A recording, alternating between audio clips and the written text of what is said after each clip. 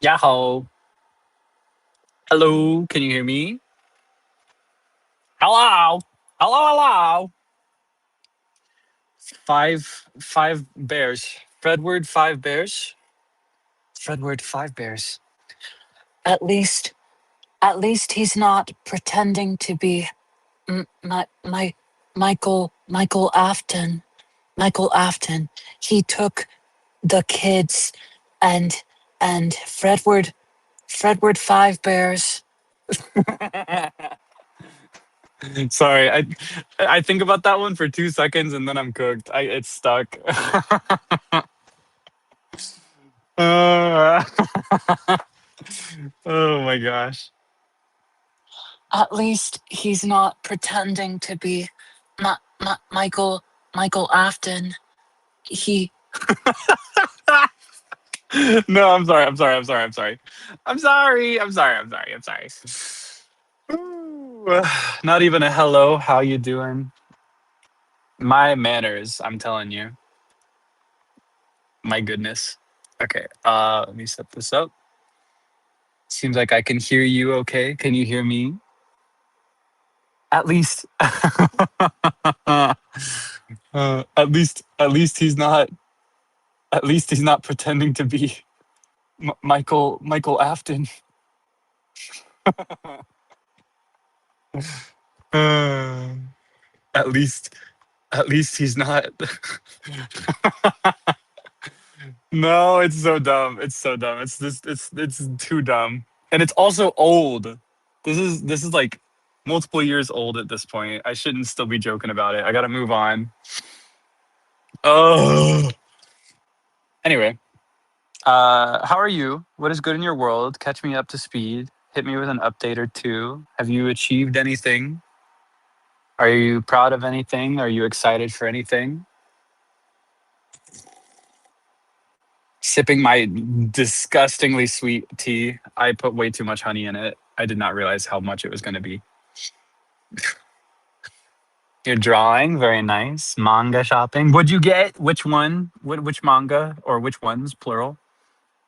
What'd you get? Climbing gym. I've always wanted to try that because I don't know. I exercise consistently lately. I've actually started back on working my core because I've mostly been focusing on cardio for a while, and I realized I'd been neglecting core, so I've started that again. But no matter what, I've always had the weakest fingers. That's always been my weak point. Like I can lift and move things without much issue or without any trouble, but my fingers are what hurt. You know what I mean? Like I'll do a bunch of labor or whatever. I'll like move furniture or whatever we need to do, and I'm fine in the rest of my body. But my fingers are dying. It's the weakest thing in the world. I have one of those grip things where you squeeze it, and it's got a big gorilla on the cardboard package, and I use that to try and train my fingers. But I've used it passingly from time to time for years, and it's not. I've not noticed any difference. Maybe I need to use it more consistently. Yeah, I feel like climbing would be a good way to train that, wouldn't it? What does that got to do with core? Oh no, no, no. I was just mentioning the exercises that I do. I don't know. Yeah, my fingers. I've just never had strength in the fingers. It's always been my weakest point. And so this is where the connection comes in, right? Right now, I'm doing well with cardio and core, but I've not really worked anything consistent in to work my fingers. So it could be nice to introduce a new exercise into my rotation. Went climbing before? No, I've never gone climbing personally. I have not. I think I did for like 2 seconds as a child. I went to this place with a bunch of fun stuff for kids to do at one point, and I think I sampled the climbing wall for a little bit. But I was a little kid and my cognition was not yet trained, so I don't think I did very well. My memory of it is not very vivid. I remember looking up at the top and wanting to sit on it really bad, but I don't think I don't think I made it. Yeah, it could be nice indoor climbing. Mm. I imagine it would be good for the fingers. I need to do more in that direction. My little baby fingers just can't take they just can't. It's like my arms are, how do I phrase this? My arms are writing checks that my fingers can't cash out. That's the best way I know to put it. Just in my day to day life. Proposed your dissertation. Oh my gosh. Congratulations. Congratulations. Omedeto. Used to go climbing a lot as a kid. That was your peak climbing physique. So you're washed as an adult. Hey, we can be washed together. I've never done it properly. I've never had peak climbing physique. I think the only strength I've ever developed in that direction is pull-ups. I do pull-ups sometimes. So maybe that could help a little bit. But I feel like a lot more goes to the fingers on a climbing wall than a pull-up bar. I think the pull-up bar is more about your arms and your core. You know what I mean? Yeah. We're like gym bros right now. The way we're talking. Sorry, the way we're talking. I just hit you with the talking apostrophe, no G. How many reps can I do on pull up? I don't actually know.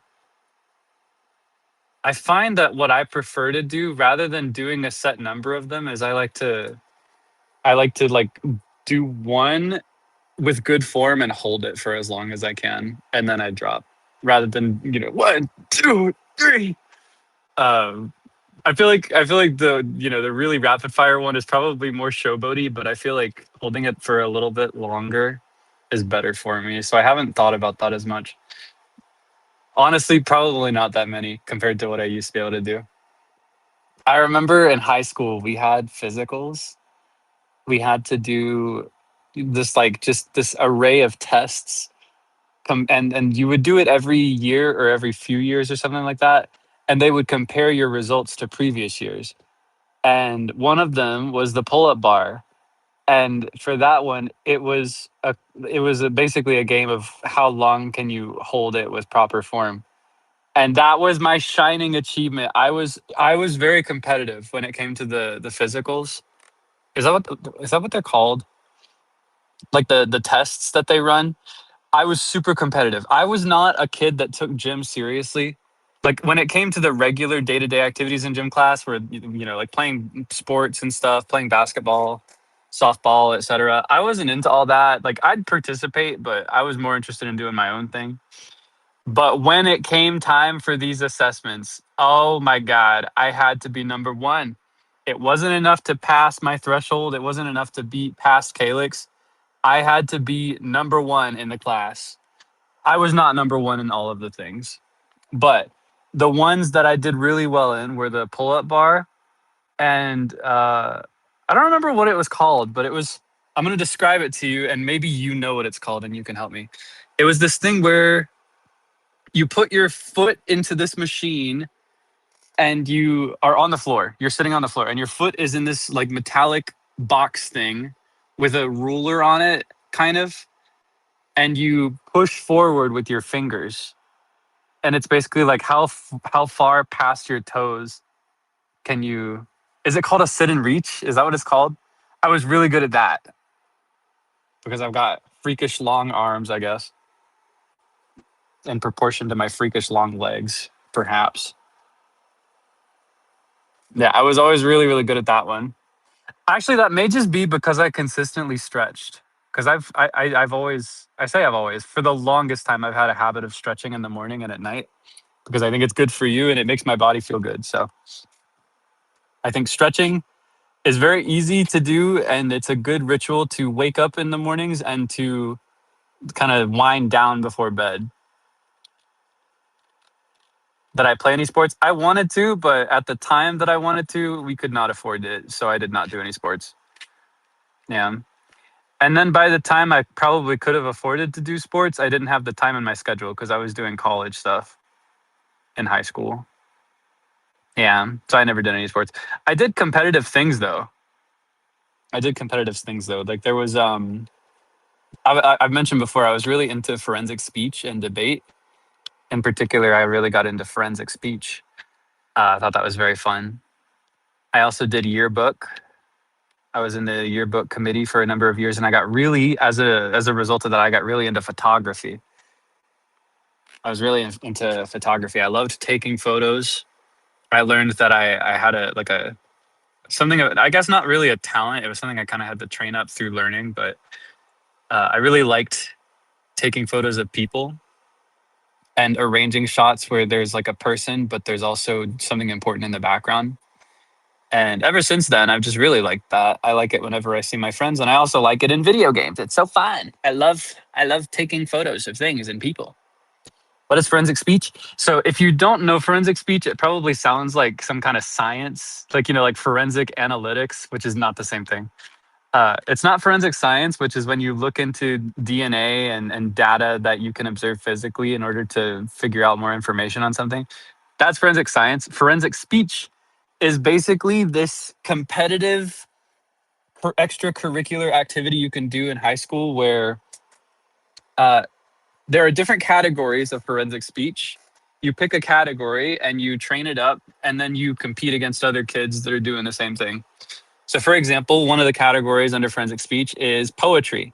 So, if you're in that category, what you'll do is you'll collect a few poems under a theme that you have in mind, and you'll memorize them, and then you will deliver them. And you're scored on a basis of your selection of poems and also on a basis of how you performed it. That's one category. There's also like serious, there's humorous, there's prose, which is like writing an essay. Uh, yeah, all kinds of different categories. I was really into humorous interpretation was the category that I did. So I would take a funny novel and I would shorten it to a 12-minute performance and I would memorize it and then I would deliver it. And it was really fun. And that was where I got my theater kid fix, I guess, because I did not have a theater program at my school. My school was too poor for a theater program. So that's how I got to like I guess tap into that part of my personality. It was really fun. Deliver, deliver, deliver, deliver, deliver, baby, deliver, deliver, deliver. Shut up. Yes. Sorry, you triggered that one. That's your fault, not mine. Deliver, deliver. No, no, I can't. Me when I'm taking my anatomy and physiology test, and my teacher asks me which organ is responsible for detoxifying the blood. Deliver, deliver. That's the liver, right? That's what the liver does. Am I misremembering that? That's not the kidneys. It's been a while for Kaelix. I've not done anatomy and I've not thought about anatomy in a bit. It's the liver, right? The liver does that? Am I remembering that right? Okay. Just making sure. I second guessed myself the moment I made the joke. Get this guy off the stage. Okay. Okay. Fine. Yeah, while I didn't do any sports, because I was in the yearbook committee, I still saw a bunch of sports games and participated in them in that way. Yeah. In particular, it's pretty good timing because the question is going on. I may have told you this story already, but I was particularly close with the baseball team. I was not a member of the baseball team, but I always wanted to play. And so I would always go to their games as a volunteer photographer to get photos for the yearbook. And usually the photographers in the committee would just go to the home games because it's convenient. You just need a couple photos for the page or whatever. But I was going to home and away, and I was on that bus, and it was really nice. They were very sweet to me. Yeah, I love those boys. I'd be a good match as a runner. You think so? You think so? I have no idea. I never played.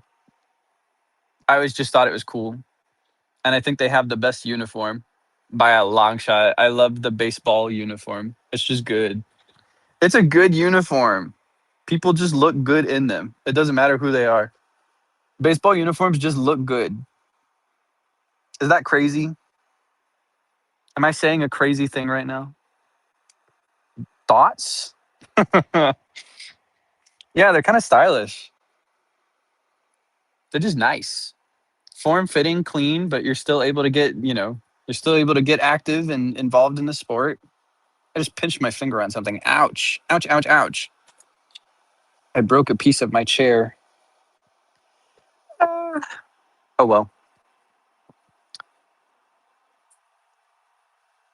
Never really got how baseball works.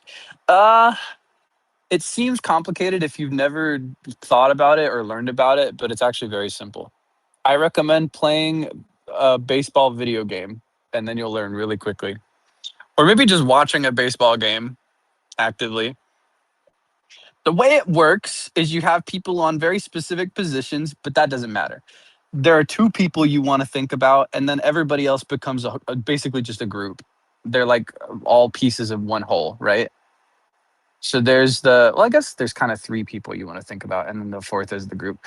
So there's the batter, right? They got the swinging, pung, pung, the like the kung, the steel striking sound.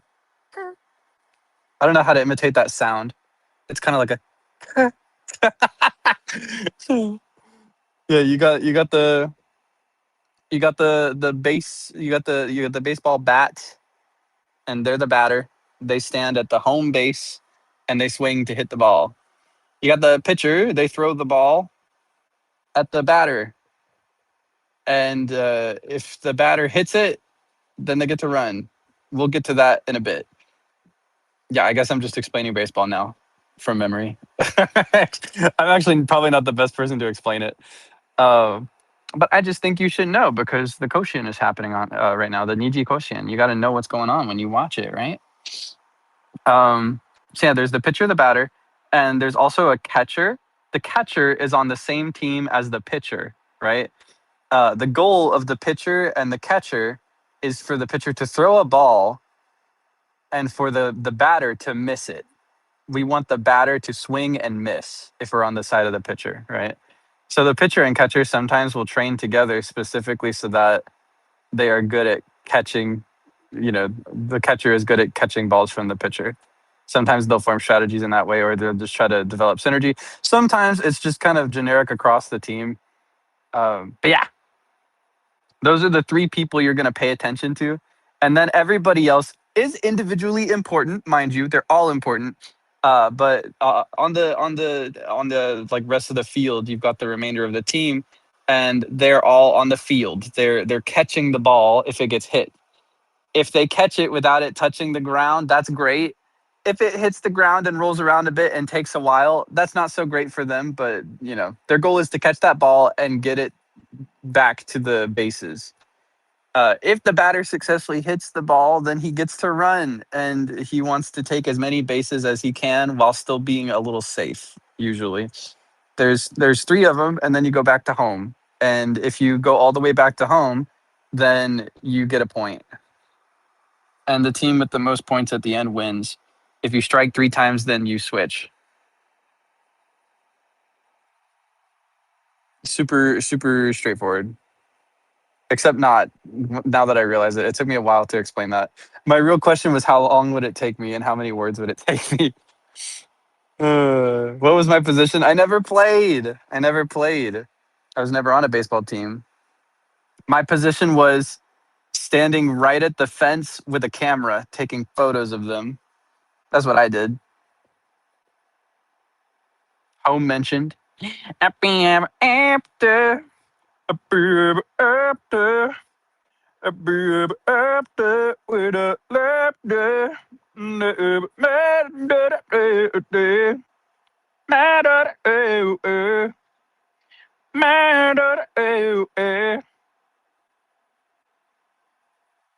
Feel like I could be an outfielder. You think so?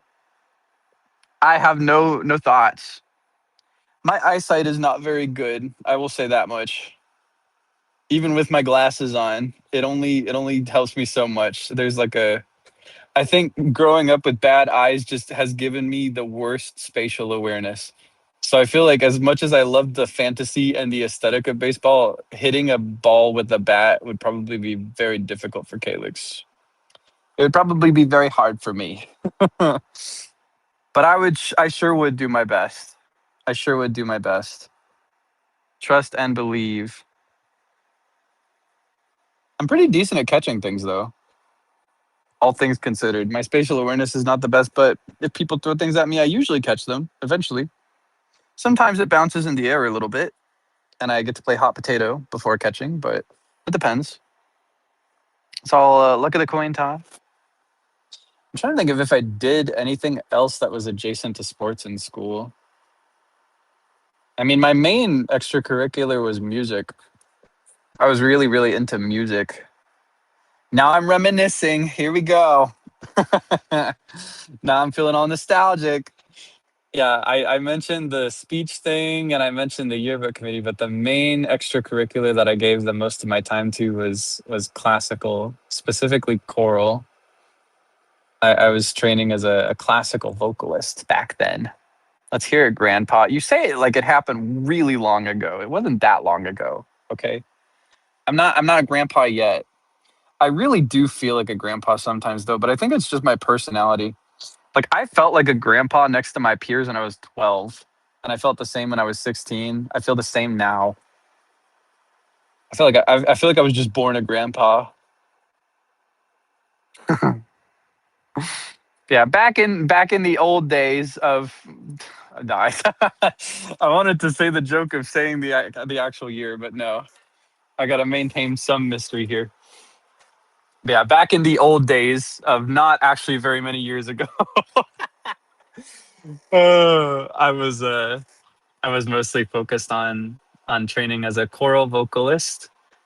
I had choir classes, and those did not really teach me very much. We did because there wasn't much interest, nor was there much budget for the choir program. The people in the class were not very. How do I phrase this? I'm not saying that they weren't good singers. What I mean to say is that they weren't very committed, and so they did not practice and they did not train. They could sing something, but they could only learn on rote. None of them could read sheet music. They had to learn by repeating the songs over and over again out loud, which meant that the level of difficulty that we could do as a choir was very low. So most of our songs, even in high school level, were K through 8. Very easy stuff. I wouldn't even practice it out of class. I would just pick it up and sight read it. The fun for me happened outside of class. I would go to my director and he would train me one on one. And then I would audition for choirs elsewhere. And I always got in, and it was awesome. It was a really good time. I loved it, and I learned a lot from it. And because of those experiences, I sing now, and it's awesome. I love to sing. You need perfect pitch? No, you don't. That's a lie. That's not true. I'm here to break your fantasy. It's false. You do not need perfect pitch in order to read sheet music. What you need is relative pitch. If you have a starting note and you're trained, you can read anything. In fact, I think most classically trained vocalists do not have perfect pitch. Some do, but I think most don't. I did not have perfect pitch. Do I still keep in touch with my old director? No, but I'd really like to contact him at some point. I've been thinking about trying to find him so I could send him a letter. especially as things are now. I feel like if he heard about the label, for example, he'd probably explode. That sweet old man. A very sweet old man. Relative pitch, yes. By relative pitch, I mean like, how do I describe that? If you're given a starting note, like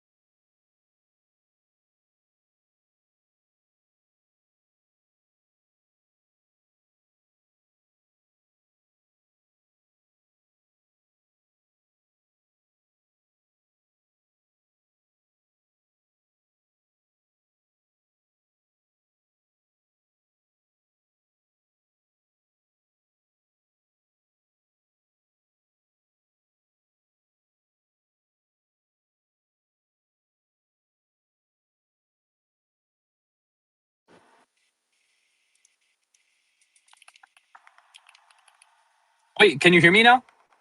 Okay, I think it's working. Was I silent or was I silenced?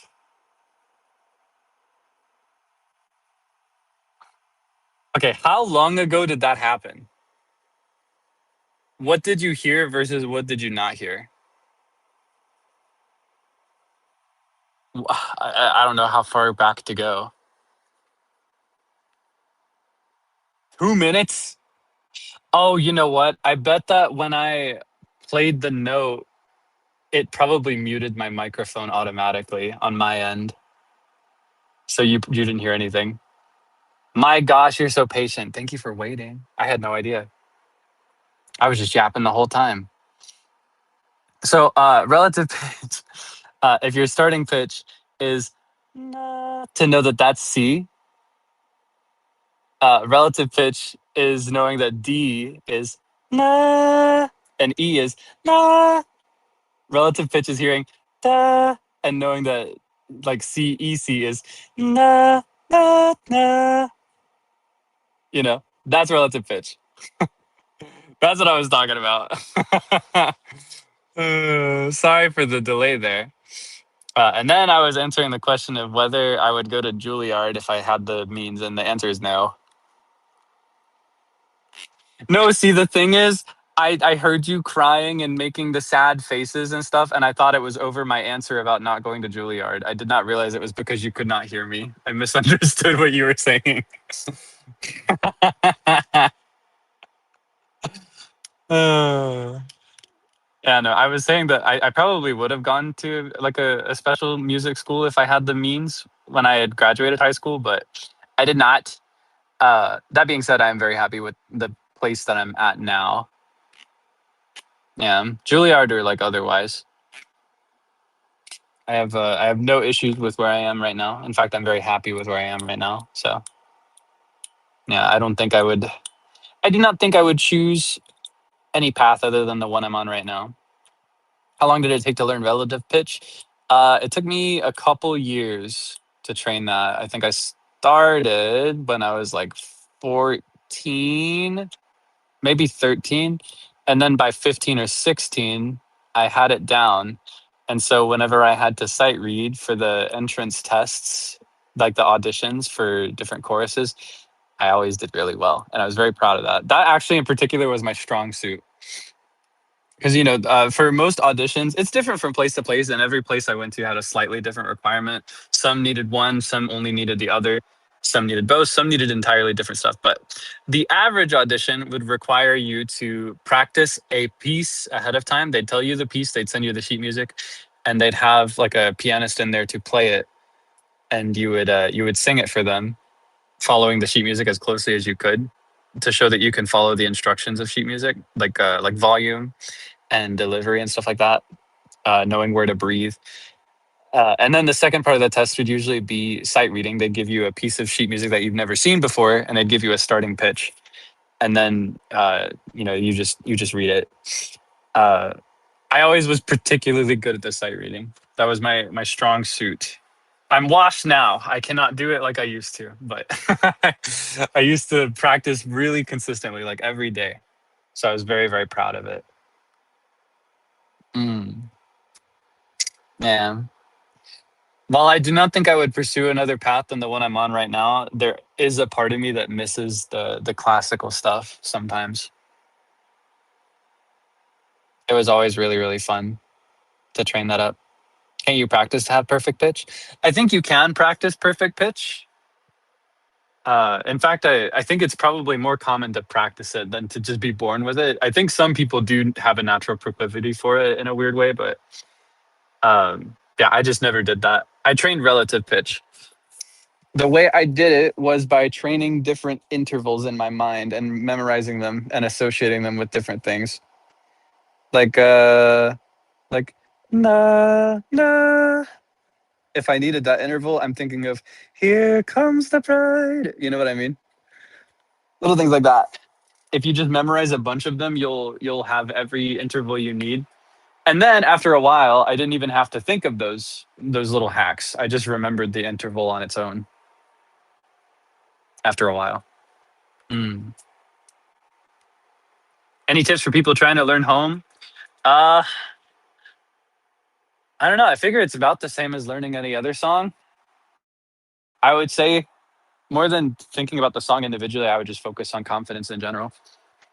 I would focus on having fun. My advice for learning any song is to get behind the message of the song. That's something I like to do when I sing. I like to think about what the song is saying. It's about more than just, standing there and singing the words. Um, but really it's personal. It's just whatever you like. I gotta apologize though. We deliberately wrote "Home" to be difficult for anybody to sing if they aren't Kaelix. Like we deliberately wrote it around my personal strengths. So it might be a bit of a hard song to sing, I think. But I'm rooting for you. Yeah, we deliberately wrote it as a show-off song specifically for me. I don't mean to sound like vain or anything like that. And that's not to say that I'm better than anybody else or anything like that. It's just to say that we specifically wrote it to be difficult to sing. Uh,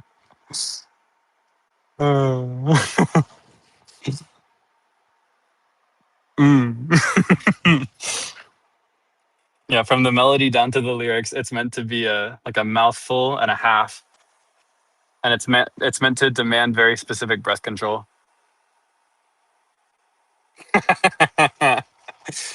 Hey, but I made part of the song really easy to sing so that everybody could sing it. You know, na na na na na na na na na. Just memorize that part, and then we can sing it together.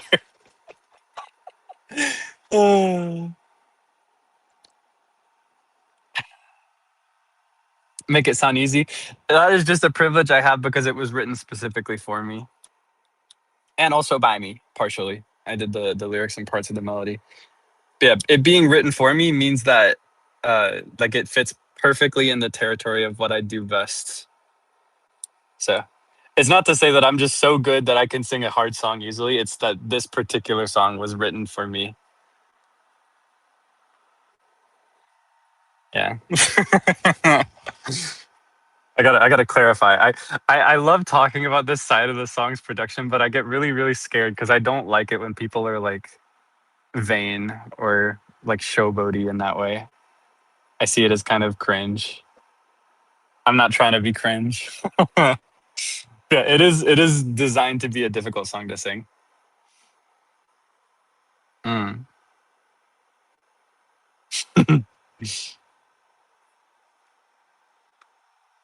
You love to hear about it. Okay, awesome. I'm glad to hear that. That's the reassurance I needed. Okay. You like the lyrics? Thank you. I did my best. I need to give you another one of those sometime soon. It's been a minute now. We dropped that song a billion years ago. Oh my gosh, I got a new crossbody bag. I'm holding it in my hand right now. Because every time I've gone on a vacation, no matter who I saw, every single time I would go out and see like my groups of friends, they'd be like, Kaelix, you really just go out with nothing.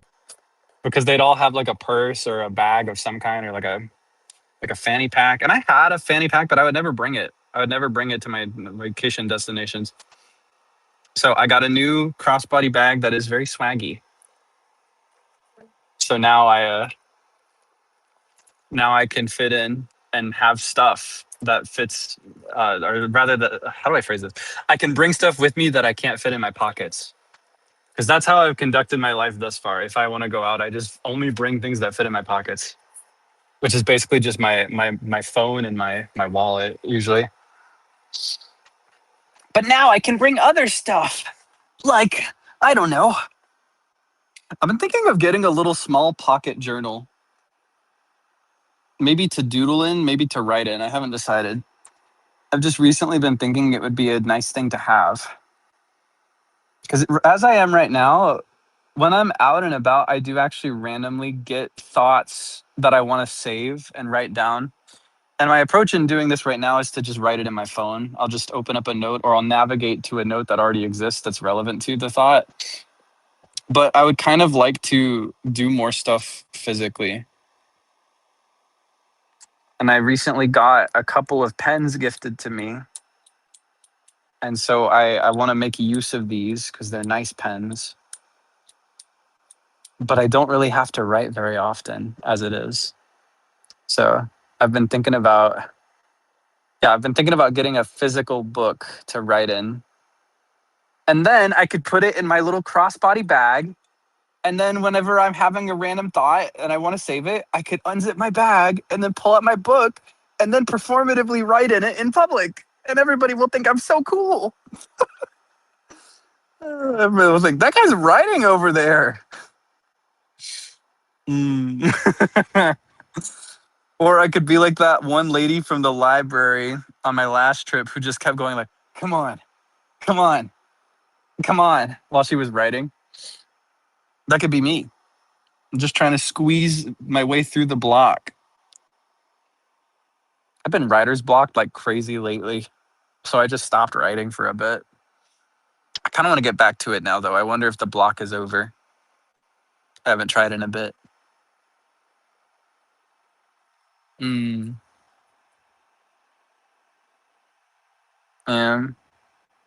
Double down and pack my fountain pen. That is actively one of the reasons that I want to get into writing physically, because one of the pens I was gifted is a fountain pen. That's like double performative. But the other nice pen that I have is actually just a really high quality ballpoint pen, which is slightly less performative. Marginally less performative.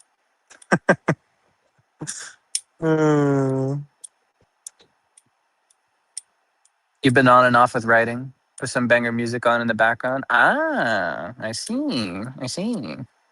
I don't know. I tend to write a little every other day normally, but I hit a point like a week or two ago where every time I opened my notes to write, nothing would come out. So my usual approach when something like this happens, whether it's with writing or art or even music, is to just not do it for a while until it comes back on its own. And it always comes back. And I haven't tried recently, so maybe it's back. I just need to open a note again and see. Have I drawn with pens? Yes, I prefer them. I actually find them way easier than drawing digitally like I do. I've thought about investigating to see if I can maybe replicate a pen properly digitally, like maybe find one that somebody else has made or fine tune my own that I want. But I find that I like the tactile response of pen on paper, specifically on paper, rather than on a plastic pad. So while it's very convenient to have it digitally so that I can share it with you, I really love and I find it easier to sketch or draw on paper. I do it randomly sometimes and I'm like, my gosh, this is so much easier. I don't have to backspace at all. I don't have to control Z anything. And I couldn't even if I did need to. There's just something about it. It's just different, yeah.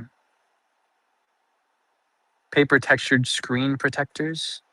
Maybe, but I don't know, my tablet pen is also not metal and the tip is so thick. I don't know. It's just not like using a pen. It's not the same. It shouldn't make a difference, but it does. Uh, yeah. Do I like colored ink pens? The one that I was gifted, the fountain pen, he filled it with blue ink. So I've been getting used to that, but I think I personally prefer for my pens to be black. I prefer black ink over a color. That being said, I do kind of want to get into potentially trying some other ones because he showed me a bunch of specialty inks that he used. And one of them was kind of like see-through. One of them had like a little bit of it was like shiny but not glittery. I don't know how to describe it. And I don't know. But I personally prefer to just have I prefer two things. I prefer a black color or a really, really dark color. So like it's almost black. And then I prefer really thin. I prefer super thin lines. Specifically because I write very small. I can't help it. It's just how I've always written. Ever since I was in like second grade, I think I've just had tiny handwriting, and it's only gotten smaller over the years. It's gotten smaller and smaller over time. Uh, so I kind of need a pen that is thin, like a really thin or fine nib, so that I can write without issues and without smearing, or while it's like so that I can write while still keeping it legible. That's what I've been trying to say. Oh my gosh. Mm. Signature on the horror tolerance was comically small. That one, I just wish I could have positioned it better. I just wish I could have positioned it better. It wasn't right. It was not right. But yeah, that's something I've found that I actually really like about the fountain pen. I'm able to get it really, really fine if I'm careful about it. The problem with that is that while I write very small, I also, this is a deadly dangerous, bad combo to have. I write very small and I also write with really high pressure. I'm squeezing my pen and forcing it into the page at maximum. Like it's like a hydraulic press. The way I'm like I'm I squeeze it so hard and I press it down with so much force, uh, which means that trying to use the fountain pen for it, I have to be gentle if I want it to be fine enough for me. But it goes against my strength, like my style. I'm used to just pressing really hard. That's just how I do it. That's just how I know how to write. I don't know how to do I don't know how to do it differently. I can't change this. I cannot change this.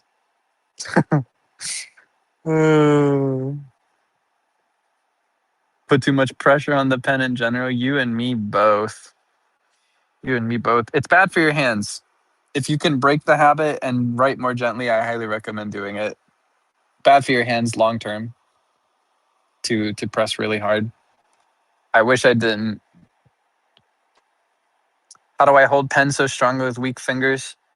You know, that is a really great question. Um, you know what? Maybe my fingertips are really strong and then the rest of my fingers are weak. Maybe that's what it is. I'm holding my tablet pen in my fingers right now. And I can get so precise with these grippers. Or no, gripper refers to your feet, right? Never mind. I'm not writing with my feet. I'm writing with my hands. Uh, yeah, I don't know. I don't know. Maybe it's just because pens are small and light and not anything similar to like any heavy object that I lift for 2 seconds that destroys my fingers.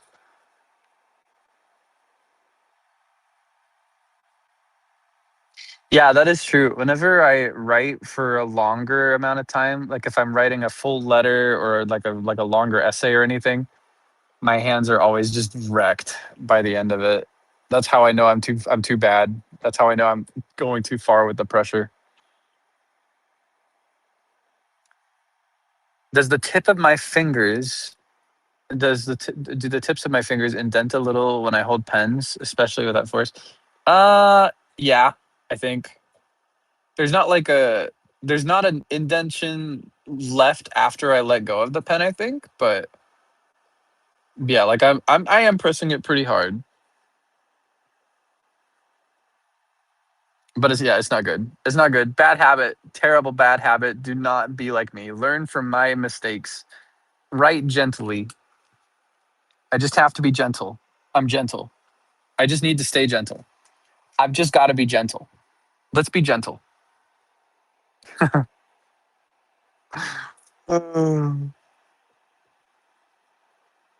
Yeah. Just for playing the guitar with weak fingers. Uh okay, maybe I need to choose my words carefully because now I feel like you have this perception that my fingers are made of glass, that I've got glass bones in my fingers and the skin is made of paper, and if you so much as blow on it, it's gonna disintegrate like it got snapped by Thanos. My fingers are not that weak. I can play guitar and I can write without any problems. I just can't lift heavy things. Like I gotta be careful what I say, or else you're gonna carry a lasting impression that's not accurate. You know, I'm able to play guitar or like ukulele or whatever without problems. My fingers are not that fragile. Normal fingers? I don't know. I just feel like whenever people will talk about lifting or moving heavy things, they're always like, "Oh, my arms are so sore. Ah, wham, my arms, ah." But in my case, my arms are always fine. It's literally just my fingers. My arms are never sore from doing these things. It's always my fingies. I just don't get it. Oh, you're the one with weak small fingers and you struggle with fretting? My best advice is consistency. I figure more than the weakness of your fingers, I can't really read it properly, but I my expectation is that it's probably the strength of calluses on your fingertips specifically is where a lot of pain will come from for people that are learning guitar. And the way to develop calluses is truly just to be consistent. Just keep trying, even if it hurts and even if it sucks. Um, that being said, if your pain is coming from somewhere else in the finger, that probably means that you've got bad posture, which means you should not keep doing it. Yeah, it's important to have good posture, develop good habits because they're hard to break, whether they're good or bad. Lift groceries and boxes by balancing them on my forearms. Unironically, ever since I was a kid, do you do this?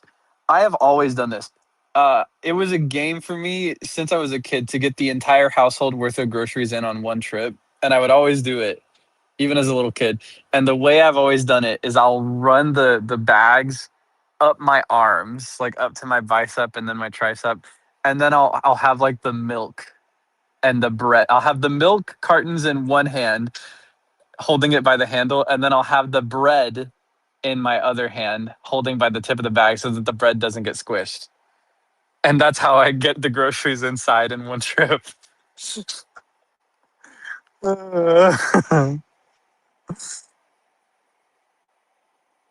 Yeah,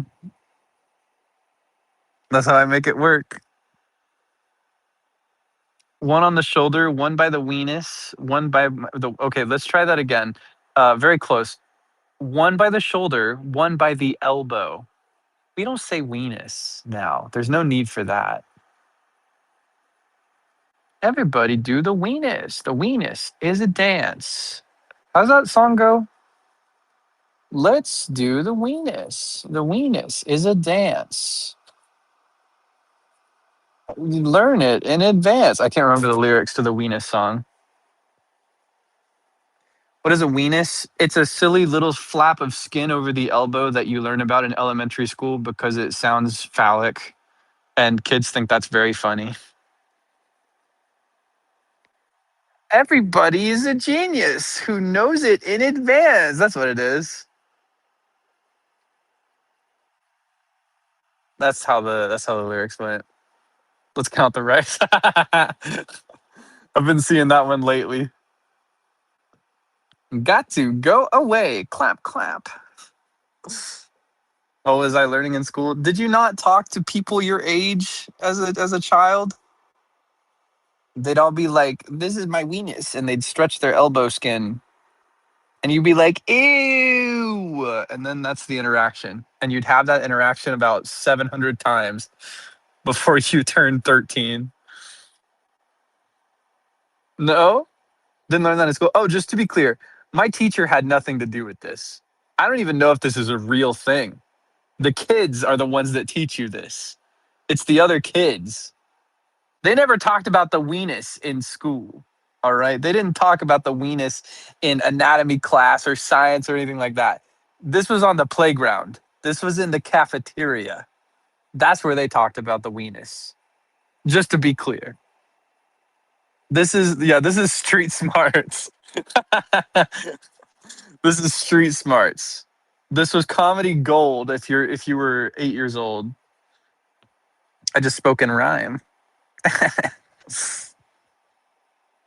Learned it with Dan and Phil. Oh, did they talk about that? I've never watched a single. It's not episodes. What do they do? They're like video. They're vloggers. Is that what they are? I've never watched a single of their videos. I do not know much of anything about them. But I know they exist, and I know that millennials are obsessed with them. That's all I know. Shouts out millennials. We love you. You're having a major moment of celebrity on Twitter right now because of your interest in Jim Carrey and the British accent.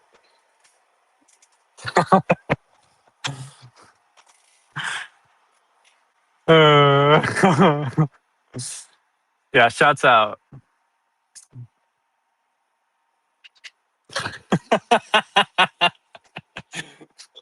Is that too much? I'm sorry. I don't mean it in a negative way. I love millennials. Some of my good friends are dear millennials in my world. I love them so dearly. Wait, I'm kind of millennial maxing right now. I'm holding a mug in my hand and making a funny face.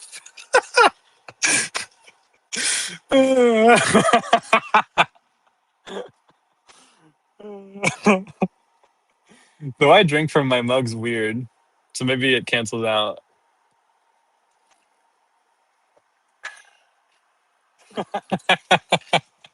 Yeah, I'm millennial maxing. I'm pretending to be a millennial. I don't know. There's a very goofy video going around of somebody that people are like, I love millennials. They're so funny. And this person is holding a mug. I was holding a mug, a millennial thing. I just find that in so many millennial meme videos, they're holding mugs.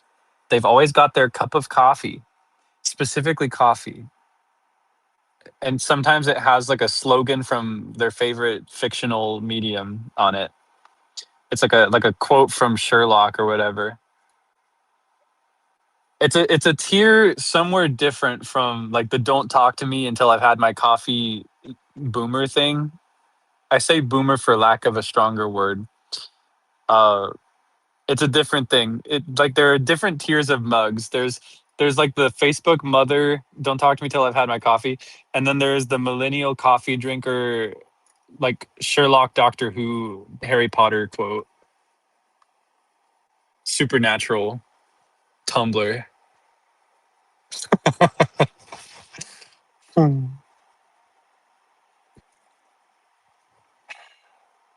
Yeah, we're on different sides of the internet. This is a meme recently. I've seen like 6 different quote retweets to the same video in the last few days. Performative millennial. I kind of am. Low key, I get it. I don't know. I resonate with it. It's not me, but I guess it could be if I work hard.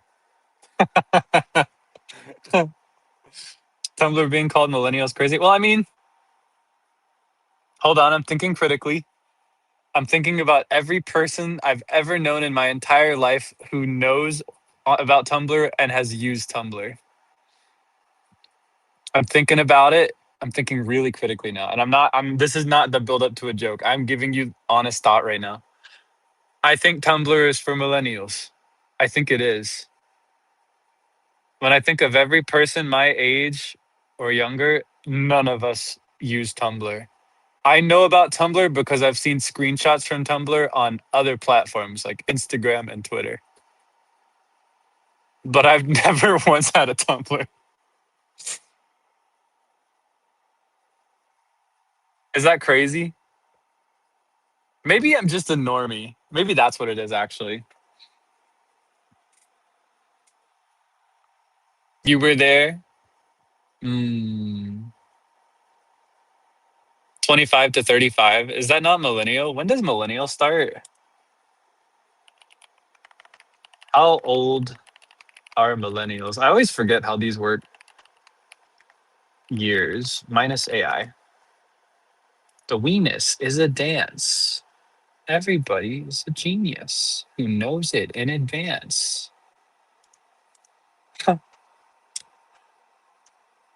Oh, I see. Okay.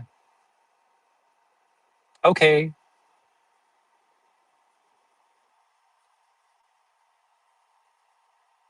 I forgot. I thought, I don't know. I thought I couldn't remember if millennials were in their 30s right now, like all in their 30s, or if some of them were like late 20s. I can't remember. I can't remember these things.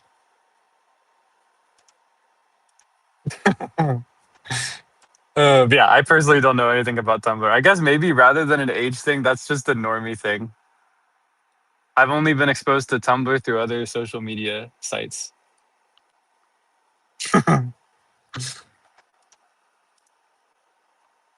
Trying to give people existential crises. No, I'm just saying it like it is. I'm just being open and honest. I support you, no matter when you were born, unless you were born less than 13 years ago, in which case I support you being somewhere else for a while. I support you staying offline. Hmm. Too normal for AO3.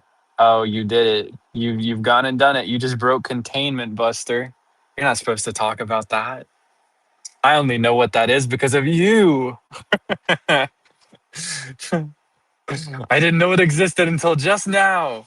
Unironically, I do think I only know about it because of you. But I don't use it. I don't know how to use it. I don't want to use it. Yeah, do not worry. You're safe. But I know about it. I know what it's used for, or at least I know what I think it's used for. Mm. The only AO3 that is in my life is the A3 without the O. Act addict actors. Na na na na na na na na na na na na na. Na na na na na na na na na na na. MANKAI. Oh my god. That's what I know about. I really like that song. That song makes me. Oh, we were talking just the other day about songs that make me tear up and want to cry for some reason that I can't explain. I think I named 1, 2, 3. After the Rain is one of them. Kito Seishun ga Kikoeru is another one. Muse, and then a third one that I can give you right now is Circle of Seasons from the Eighth Readers, like the leaders of the A3 seasonal troops. Hearing Circle of Seasons makes me tear up. Na na na na na na na na na na na na. Na na na na na na na na na na. Itsushinka, tatsunga. That song makes me cry. That's the one. I don't know. I don't know why. It just does. It just makes me emotional. There's something about the way those chords are written and the way that melody sits over them that makes me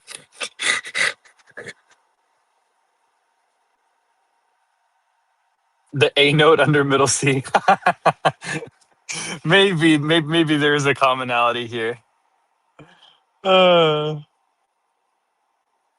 I don't know. I just like it. Did I play the game or anime? I never played the game, and I don't know about a lot of the characters, but I have watched the anime and I've listened to a number of the songs. Because for me, when it comes to most idol franchises, rather than getting into the stories, this runs contrary to my personality trait with video games. But um, with the idol franchises that I've known about, I got into the songs, like the soundtracks. And A3 has had a lot of them released on Spotify and stuff. They released them commercially, so when I would still have Spotify playlists that I actually listened to, I would have a lot of A3 in there. Yeah, and so I watched the anime, so I know a little bit about the story and some of the characters. But I understand that there are more characters than were introduced in the anime, I think. But I don't know how many, and I don't know who they are, and I don't know what they look like. I don't know anything about them. If I saw this man on the street, I would not recognize him. Very sorry to this man. I don't know who this man is. Oh. Yeah, really good music, really good songs. Big fan of the songs. I like the concept for the story too. It's very sweet. Oh, whoops. Um, um. Yeah, sorry to this man. Very sorry to this man. If I saw him in the street, I would not recognize him.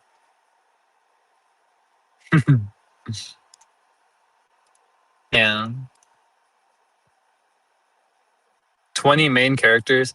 That's honestly how a lot of idol franchises go.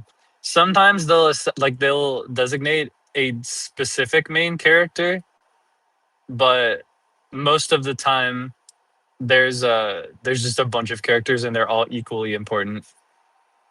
And I like those. Those are the ones I get really into. I'm a big fan. And I mentioned before that my sin of choice for a while was Ensemble Stars. Yeah, that's a good one. Ensemble Stars. Ensemble Stars. And that's another one where I got particularly really into the music. But that one, this was, my gosh, this is a billion years ago for me now, and with my world and the way it is now. But I was really into the story for that one, in addition to the music. So I know more about it, but only up to a certain point. Up to a certain point, I just don't know anymore, and I stopped reading and I stopped keeping up. Have I disclosed who I produce? I liked a number of characters. I don't. This is a dilemma that I've had in a number of franchises. I described it. It was the same for me with Love Live, where I'll have multiple characters that I like, so it feels bad to pick a favorite. I think the one who was the strongest contender was Tenma Mitsuru, but I also really, really liked Tomoe Hiyori. Uh, and by extension, I really liked Rabbits, and I really liked Eve. I loved Ryuseitai as well a lot. Uh, the way I've described it before, Eve had my favorite voices by far. Both vocalists really, really good. So I loved listening to them sing. Uh, and so I listened to a lot of Eden because I really loved those two vocalists the most. Uh, Ryuseitai had my favorite stories. I just got really invested in their characters, all five of them. I got really invested in the interactions they would have as a group. And then Valkyrie had my favorite music, so I would listen to their songs a lot. And getting into Valkyrie's music is what led me to getting curious about Rabbits because of the connections between their stories. Uh, and I just found it really charming to have a group like Rabbits where, you know, these vocalists are all middle ranged baritone,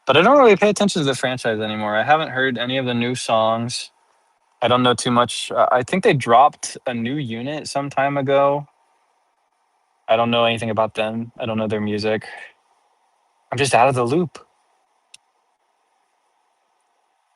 Would I ever cover a solo song from Monstars? Try to get others to sing? Honestly, I'd like to do both at some point. There's some songs I'd really love to cram into a karaoke stream if I can get an instrumental for it, which should theoretically be possible in the future. And there are some that I just really would like to sing with people. Do I like Project Sekai? You know what? I'll reward you for asking that question several times, but normally asking the same question multiple times is a no-go. So there's your. I'll warn you, but I'll also answer. Yeah, but I don't pay attention to it. I played Project Sekai for like 2 seconds when it opened, and then I never opened it again. But I do still listen to the Project Sekai covers. Mm. I do still listen whenever they drop a new cover of a song, or whenever they drop a new original. So it's like I like them. I like them, but yeah, I don't pay attention. I'm kinda out of the loop. Yeah. Na na na na na na na na na na na na na na na na na na na. It's gonna kill me to not know what that song is. What covers do I like the most? Uh See, the problem for me is sometimes I genuinely don't know which of them are covers versus which ones of them were written for the game. I really like the one that goes Dareka no naka no anata wa. I like that one a lot. I think Project Sekai also has a cover of the one that goes like Tsuki Tsuki Tsuki Tsuki Tsuki Tsuki Tsuki Tsuki. You know that one? Ta ta ta ta ta mita. I like that one too. I like when they do those cooler songs. As far as songs that I know for sure were covers, I really loved the Multiland Nightmare cover they did. Uh, I really love Thinking Emoji. All the ones I'm thinking of were probably commissioned. I feel like so many of the Vocaloid bangers from the last few years were commissioned by Project Sekai. They're the goats of getting good songs out into the world. I like N25. I think I realized the two of the three I just named were that group, right? But I think my favorites are I like More Jump, and I like Wonderland Showtime, and I like Leonid. I like those three. Those are the ones I like the most. Those are my favorites because they do the songs I like the most. I like songs that are either really cutesy and fun and upbeat and happy, like idolish happy, or I like songs that have J rock influence. I feel like Leonid and Wonderland Showtime kind of take turns passing the potato of the cute, upbeat, happy songs. And Leonid has like a full monopoly over anything with J rock in it. Like you introduce a guitar and a drum set, and now it belongs to Leonid, and nobody else can have it. That's my impression of the distribution of covers. So those are the groups that I like. But I don't know anything about the stories or their personalities or their characters or anything like that. I know some of their names. The end. Do I have any plans to play rhythm games? I sure would love to play Rhythm Heaven. I would love to play it so bad. I genuinely thought about doing a Rhythm Heaven stream of the new Rhythm Heaven game, but where you can't see the screen. Like audio only Rhythm Heaven. Rely only on sound. Rhythm Heaven, but we're both blindfolded. But no, I want to be able to see it too because I love the art style for Rhythm Heaven. That's like half of what I like about it. So we'll play it eventually, maybe.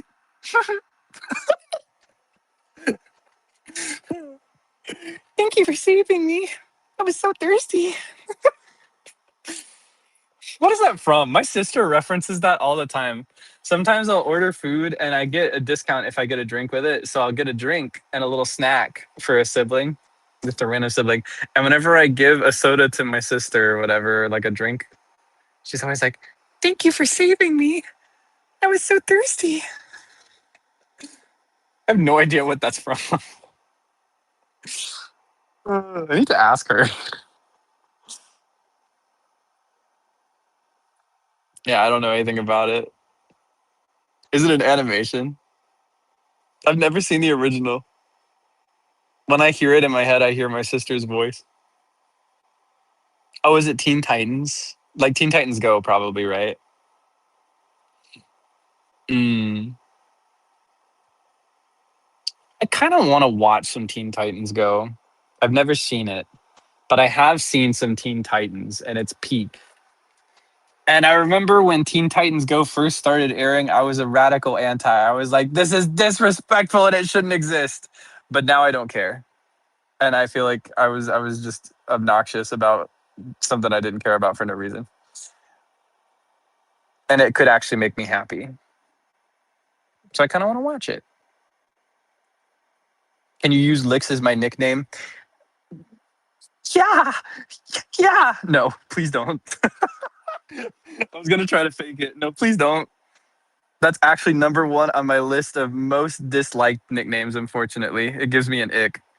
I'll be honest with you. I appreciate it. I really do. I appreciate it. I appreciate it. No, it's not for me. It's not for me. I like being called Kaelix. Mm. Yeah, the original Teen Titans was serious. I didn't watch all of it, but what I did see of it was super like heavy. They had crazy storylines going, and it made me scared. Like I was scared to watch it as a little kid. I was scared of it. It was good stuff. And then I opened my eyes, and now they're making it. They're reheating the nachos, and they're making it about fart jokes, which I don't know, could be funny.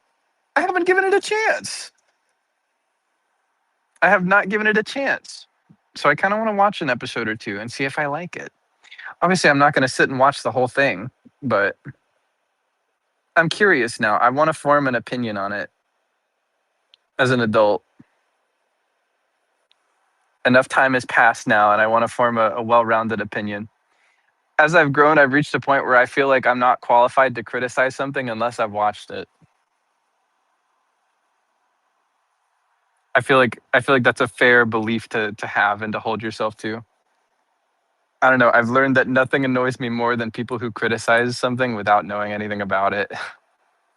So sometimes I will actively research something so that I can hate on it thoroughly to my friends. Sometimes I'll read everything there is to know about something with the express goal of being able to thoroughly tear it apart behind closed doors. I gotta cite my sources. I gotta cite my sources. I need to do it right. Uh, but I ended up finishing Fearin'. No! I need to finish Fearin'. I need to keep watching.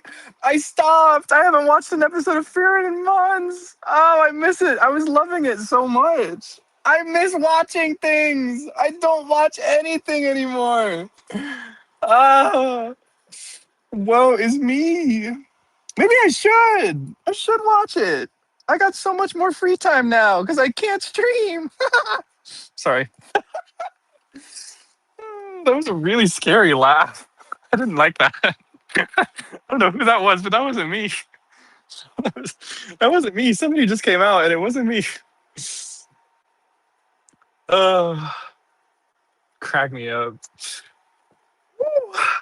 Yeah, that was a little scary. There's a really funny video going around.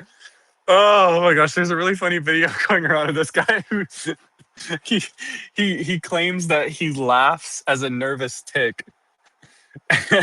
And so at the end of all of his sentences, he'll go, And they'll be like, "Why are you laughing, man?" He says, "I'm not laughing. It's a nervous tick." That's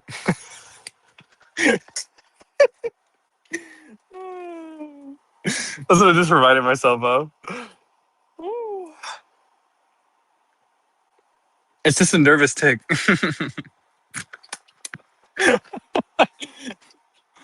I'm not laughing.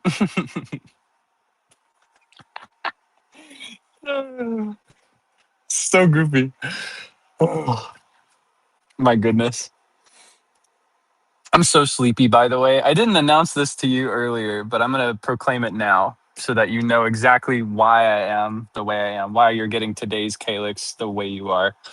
Uh, I have been awake since 2 a.m. yesterday. I woke up at 2 a.m. so that I would have time to make it to a tech check at 5 a.m. And I just did not go to sleep after that. So we're fixing the schedule today. I'm super sleepy. Does it show? I wanted to find out because usually when I'm in this position, I tell you at the beginning as a warning so that you know what to expect and it doesn't come as a shocker or a surprise if I say anything a little weird. But now I'm curious. Are the vibes off? Were the vibes off today without knowing automatically that I was EP?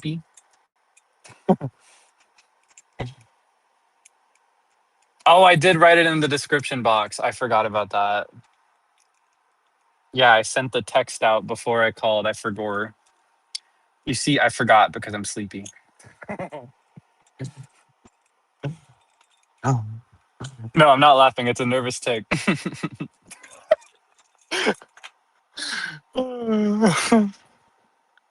Vibes are immaculate. Okay, awesome. That's great.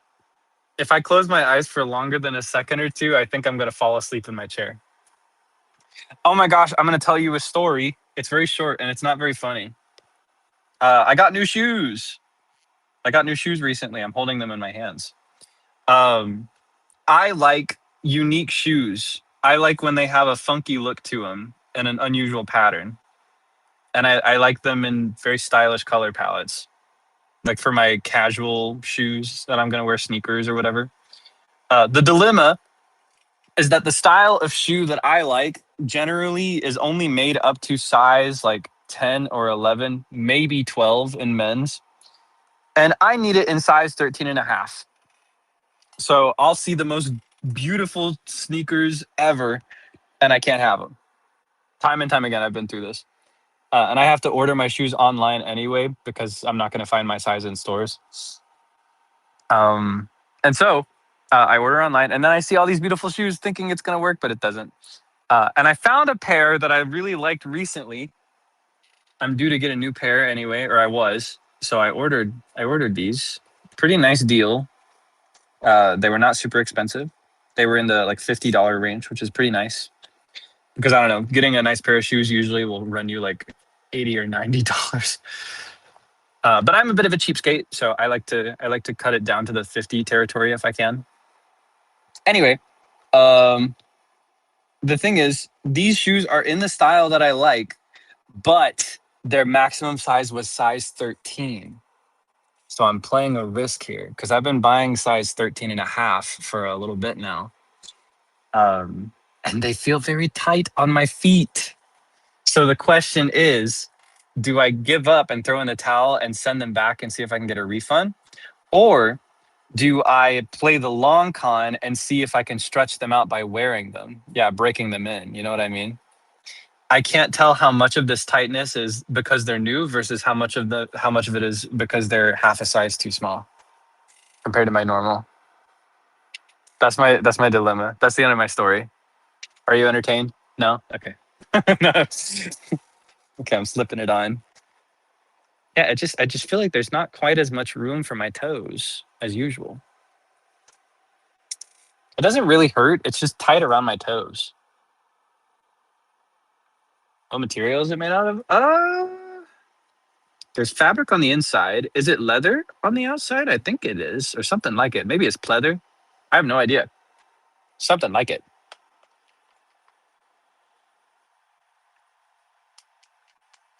Is it comfy to wear? It's comfy to wear for about 15 minutes, and then I take them off. I've only worn them around the house while exercising so far.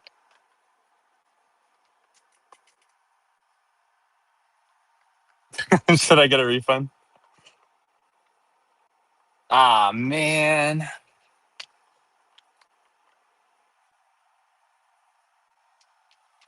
Let me see. I'm going to slip the other one on.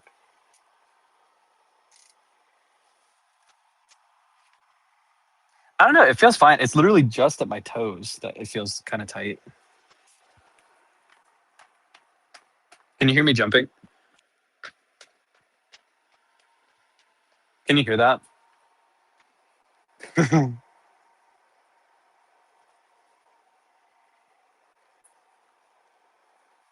You can hear it? Oh my gosh, we should do a fun thing. Here, I'm going to turn off my AC so you can hear this. I did this on a member only stream and I was still struggling and figuring out how much I could handle for the audio stuff. I'm going to do a dance without audio. And I won't be doing the lyrics or anything. You'll only have the sound of my feet. And that's how you'll be able to figure out what it is if you can. All right. Let's see if you can figure out what dance I'm doing based on the sounds of my footsteps. All right. Or you might actually be able to hear the flicking of my fingers too. Or if I do anything with this. Okay, okay.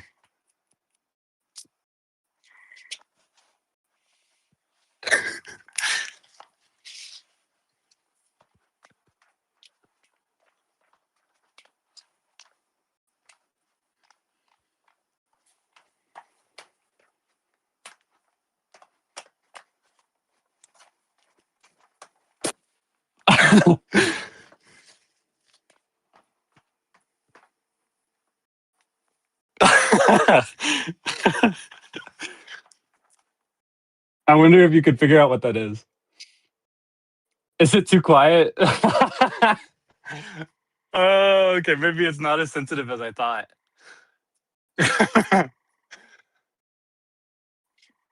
Well, I did a full dance just now.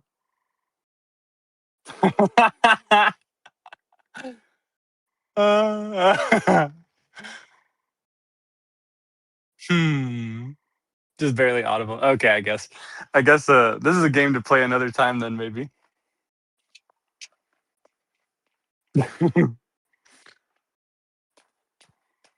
I wonder, maybe you can only hear it when I jump versus when I step.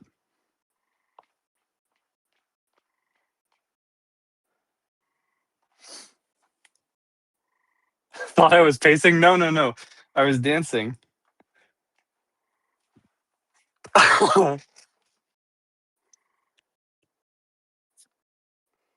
Hmm. Nope, all wrong. And I'll never reveal the answer. Except maybe someday. Oh, you can hear the frogs. Yeah, you can hear the Kokiri village frogs at this hour.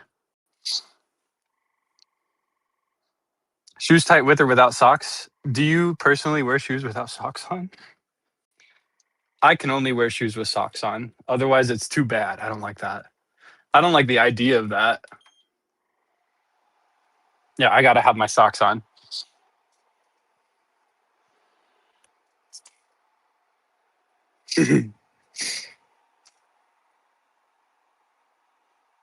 All right, I'm pulling these off now. I guess I should probably send them back for a refund. But also, I've worn them a number of times. Do you think I can't get it at this point? Maybe I should give up and see if I can find anybody with a size 13 shoe that also likes my very quirky style of shoe.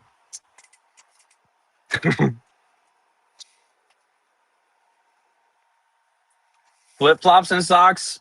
How do you get the flip? How do you get the flopping? What do you call that? The thong? Is that what that's called? How do you get the thong between your toes if you got socks on? Are you wearing tabi socks? I don't think you are.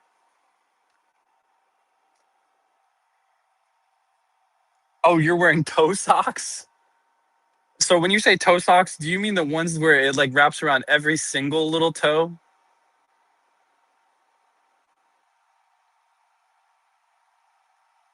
I've never worn those, but those creep me out a little bit. I'm gonna be honest with you.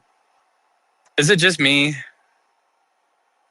Is it just me? Am I saying something outrageous right now? I feel like I feel like those toe socks that wrap around all the toes are kind of creepy. It feels wrong. Like I feel like it'd be comfortable looking at it. I want to try it, but I don't know. I've seen them on people before, and when I look at it, I get this like, ugh. It's like I get a little chill. It just feels wrong. It's too intimate in a very sensitive area. It makes me think of like frogs for some reason. When I see a human with a toe socks,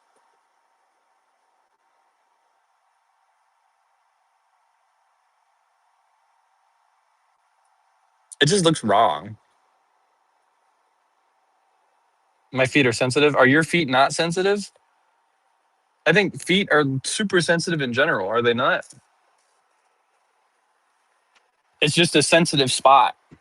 I guess not the bottom of the feet because they're always walking, but I don't know. I think the rest of the foot is kind of like ticklish and stuff like that. No, okay. Well, here come big insensitive feet. That doesn't that doesn't come out the way it sounded in my head. How do I say what I'm thinking right now? Here come numb feet. Here come big numb feet.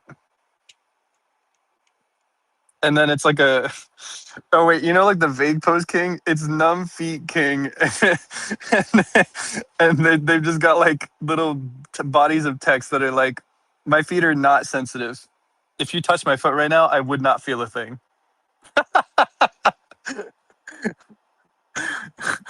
That's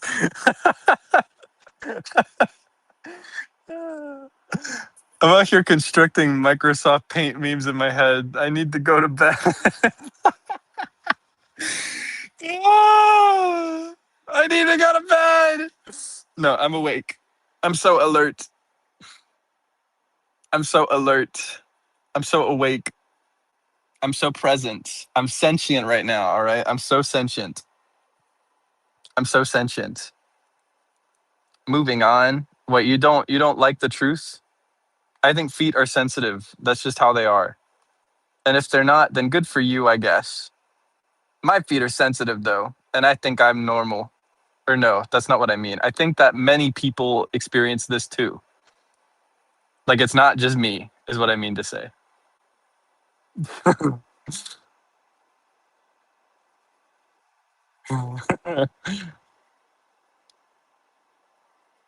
Oh my gosh. I'm so excited to take my socks off before bed. I love doing that so much. I'll take my socks off and then I'll like put my feet in the blanket and it's so nice. Do you do that? It's so nice. It's so pleasant. I just really get to appreciate the softness of my blankets. How long do I plan on staying awake? I would like to stay awake until like midnight if possible. Ideally, it would actually be really good if I stayed up till 1 or 2 a.m. Like hit the 23, 24-hour mark, specifically because I have an errand that will require me to be awake at 2 a.m. in a couple of days. Oh, deep exhale. But we'll see. I may have to push towards it one day at a time.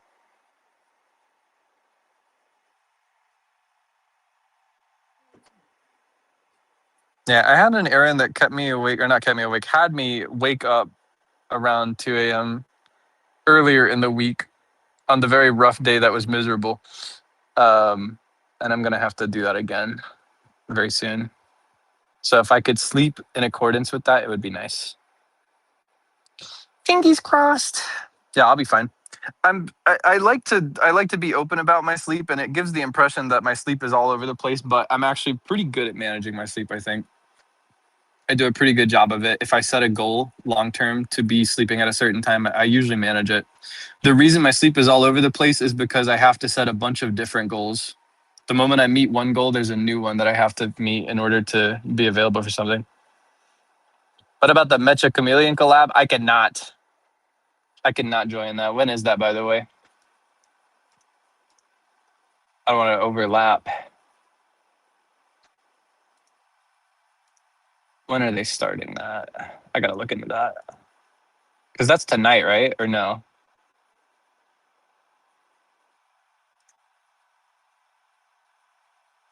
30 minutes. Okay. Thank you.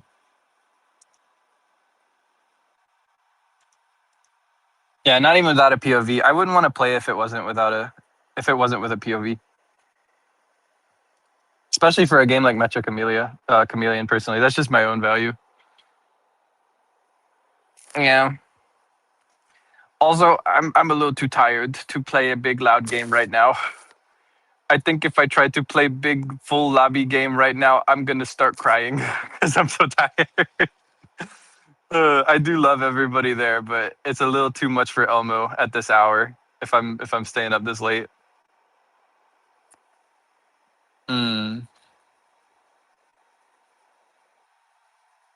Yeah.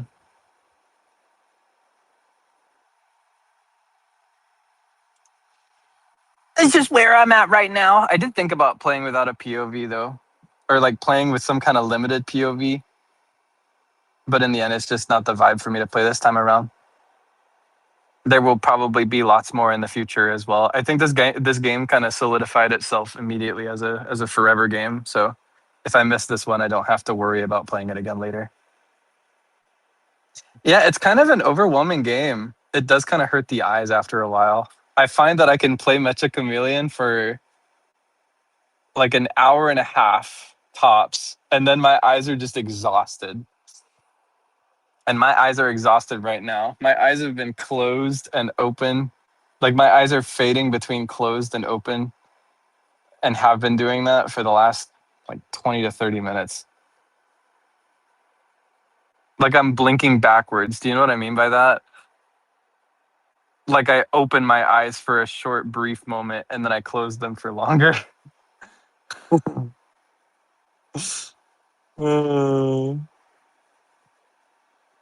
Yeah, and it being a big collab makes it kind of noisy as well. I say noisy specifically to my perspective with where I am right now. If I'm awake and alert and in the mood for it, it's not noisy. But if I'm sleepy, it becomes noisy. Do you know that vibe? Like when you're really sleepy and everything is brighter and louder than usual? Yeah, that's why I'm not playing this time around. I'm in the middle of switching my sleep schedule backwards. Sleep? No, I need to stay awake a little longer. I will eventually. If I go to sleep now, I'm going to wake up at like 3 a.m. and I'm going to be cooked. That's not what I need. That is not what I need to be doing. I need to be going to bed around 2 or 3 a.m. within the next few days. That is my goal. Yeah. 3 a.m. Yeah, that's just what would happen. If I went to sleep right now, I would sleep so good. I'd sleep like a little baby, goo goo gaga. And then I would wake up at 3 a.m. and I would not be able to go back to sleep. And then I would sleep again at like noon. That's what would happen if I went to bed right now. I got to push it a little further so that I sleep and so that I stay asleep for a while. Goo goo gaga. Like baby Saja. Goo goo gaga. What time is it? It is like 9:38. Yeah, 9:38, 10, 11, 12, 13, 14, 15 seconds, 16, 17, 18, 19, 20, 21, 20. I need to stop. I need to stop. I almost got stuck in a loop. Hypothalamus got to lock in. My hippo, what now? No, I know what that is. If I'm gonna watch, I don't know if I can watch this time around, but I'll be seated for the clips. I will be seated for the clips when I wake up from my dreams tomorrow. I can count. Yay, I can count. I was counting the seconds.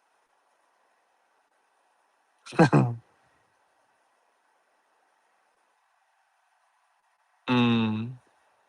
I need to wake up. Talking about being sleepy is making me sleepier. Ah. Okay. I am going to lock in.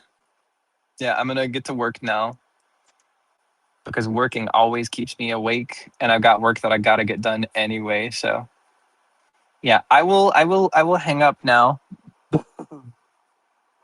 Thank you for talking with me for a bit. Thank you for hanging out with me. I appreciate your company. Thank you so much. Thank you for putting up with my nonsense in this hour. Thank you for putting up with my nonsense in my current state. I appreciate your time. As always, get some good rest and have some good food and take care of yourself. That's what it is. I don't know what it is. Sometimes I forget what I say. I forget the things that I wish for the people. I wish this for you so sincerely. I hope you can do these things three. Suddenly I'm speaking like a guardian statue in front of a door. One of me lies, the other one tells the truth. When I start saying things like things three, follow these requests three and live a pleasant life you will. Uh, yeah, it's kind of giving like Sphinx. Feeling like a Sphinx. I love Sphinxes. They're so cool in concept. I wrote a story about a Sphinx once, and I wrote a separate, unrelated poem about Sphinxes another time. Will I give them to you? No, but I'm going to tell you that they exist in this vague way because I just remembered it. Am I the liar or the truther? That is an excellent question. Okay. Okay. Actually, I've got a question for you. There are two calyxes in front of you, and they each guard a door. There are two doors and two calyxes. One door is the "I hate you, die" door, and if you open it, you explode, and there's fire everywhere. Ah! And the other door is "Love Forever" door, and if you open it, you can live your life, and it's happy and awesome. And one calyx always lies, and the other calyx always tells the truth, but you don't know which one's which, and you don't know which door is which. And the moment you open one of the doors, you can't go to the other one. So, what you got one question that you can ask. What is the question that you ask of the calyxes to figure out which door to open? There is a question you can ask to get it. Because you don't know which calyx tells the truth and which calyx tells the lie. How do you get to the door? Stop. How do you get to the safe door? That is the Love Forever door. What color is my shirt? No, but see, you only get to ask one question. You can't ask a second question. So if you ask, what color is my shirt? The calyx who lies says, your shirt's yellow. And the calyx who tells the truth says, it's red. And then it's over. And you don't know which door it is. Yeah, no, the question, see, this is a tough one because you get exactly one question that you can ask, right? A lot of you, like, how do I phrase this? A lot of people in this position would think, okay, I need to ask a question to figure out which one is the real calyx or which one is the one that tells the truth. But figuring that out, if it doesn't also tell you about the door, it doesn't actually help you. Your goal is not just to figure out which calyx tells the truth, or even at all. It's not at all to figure out which calyx tells the truth. Your goal is to get through the Love Forever door that will not destroy you. You know what I mean? Do you understand?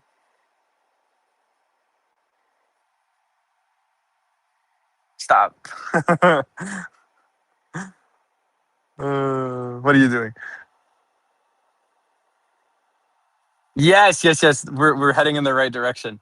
So there's a form of question. You can ask a ton of different variations in order to get this information. The goal in this scenario is to ask a question that would give you the same answer no matter which one you asked, but in a way that makes sense, right? So the way to do that is to ask, what would the other calyx say is blank, you know? So for example, we're trying to figure out which door is the love forever door. So you ask, what would the other calyx say is the love forever door, right? So let's follow through this hypothetical. You ask the truth-telling calyx what the lying calyx would say, right? We don't know we don't know which one is which. But you ask one calyx what the other one would say is the love forever door, and it happens that you're asking the truth-telling one. So the other one is the liar. He would say that the I hate you die door is the love forever door. And so the truth-telling one says it's the I hate you die door, right? Conversely, you ask a calyx what the other one would say is the love forever door, and it happens that this is the lying calyx who always tells lies. The truth telling calyx would tell you the truth. He would say the love forever door is the love forever door. But because you asked the liar, he's going to tell you the opposite. So the liar will say, uh, you know, it's the I hate you die door. So that's how you get it. That's how you get the information. Does that make sense? Do you understand? You were on track, but you're lost now. Okay, so this is so hard to explain. We'll say calyx A and calyx B. That's easier to follow, right?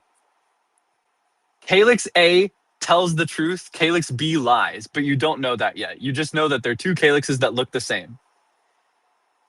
There's a door behind each of them. One of them is good, one of them is bad. You ask calyx A, what would calyx B say is the bad door? Which one is the bad door? Right? Which door would calyx B say is the bad door? If calyx A is the truth teller, he'll tell you that the liar is going to lie, right? Because he knows that he's going to tell a lie. So he says, calyx B would say that the bad door is the good door.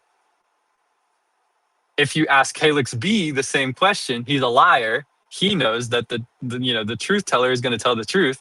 So he tells you that the truth teller will tell a lie instead. So calyx B says, calyx A will say that the good door is the bad door. Yeah. So basically, no matter which one you ask, whether it's the truth teller or the liar, they will both tell you that it's the bad door. So you choose the other door from the one they say. Does that make sense? Like, it doesn't matter if you ask the one that tells the truth or if you ask the one that tells a lie. They'll both tell you that the other would say the good door is the bad door.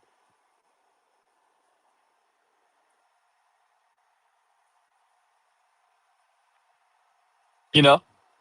Or vice versa, depending on how you word your question. No, it's not still 50-50. You use the information based on the way you ask the question to learn which one is the good door versus which is the bad door. So, for example, you say, you point at a very specific door. You've got door A and door B. You don't know which one's good, which one's bad. You point at door A and you ask one of the calyxes, what would the other guy say this door is? And if he says, that's the bad door, then that means the one you're pointing at is the good door. You know what I mean? It depends on how you ask your question. Because there are ways that you could ask the question that would indicate that you choose the other one. Yes, it's not actually 50-50. Their answer is going to be 100% consistent and it will 100% give you the truth depending on how you phrase it. Yeah. They will both point to the wrong door because the one that tells the truth will know that the liar is going to lie. And the one that's going to lie is going to claim that the one that tells the truth will lie. So they'll both tell you which one is the bad door, or rather, which one is the good door. They'll claim it's the bad door. Or they'll claim that the other one would claim that it's the bad door. That's how it works. How would you phrase it then? I would point at a door and I would say, you, Kaelix, what would the other Kaelix tell me is behind this door? And if the Kaelix says, The other Kaelix would say this is the love forever door. That means it's the bad door, and I need to pick the other one. If I do this and the Kaelix says, the other Kaelix would say that this is the I hate you die door. That means it's the love forever door, and I need to open that one. That's how it works. I was trying to hang up a while ago. Sorry, I love this one. This is a famous form of riddle with a few different variations of it about just the famous cliche of one always lies, one always tells the truth. I always like this one in particular. This one is a favorite. Yeah. So here's your scenario. Uh, I'm Calyx number one. I'm Calyx number two. One of us always lies. One of us always tells the truth. There's two of us talking at the same time in unison right now. You just can't tell. Um, one of these doors will destroy you. It's the I hate you die door. The other one is the love forever door. It's awesome. Ask me one question. If you try to ask me two questions, I'll eat you. What do you do? Pop quiz.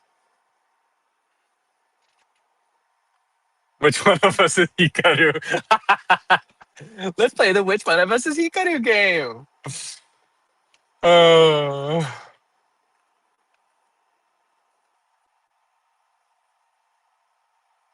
Yeah, okay. Never mind. I don't think this is working. You know what? I think it's time. I think both Calyxes. I think we can both agree that it's time for a break. So, I'm gonna set out my cardboard cutout, and I'll go get the other one too. I'll set up both of my cardboard cutouts. You guys can work it out. I gotta go.